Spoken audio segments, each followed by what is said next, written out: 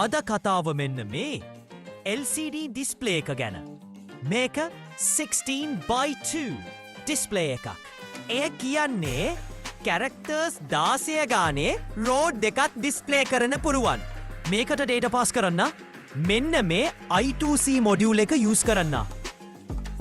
Project board එකක් අරගෙන අපි මේක සෙට් කරගමු.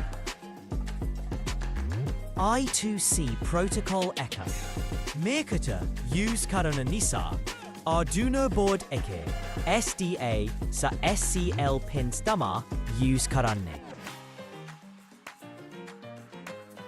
මේ තියෙන්නේ කෝඩ් එක.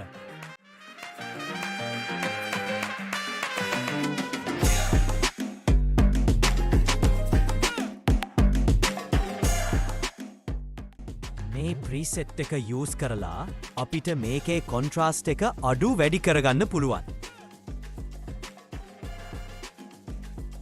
මේ ජම්ප පින් එක යූස් කරලා අපට මේකේ බැක්ලයිට් එක ඔන් ඕෆ් කරගන්න පුළුවන්.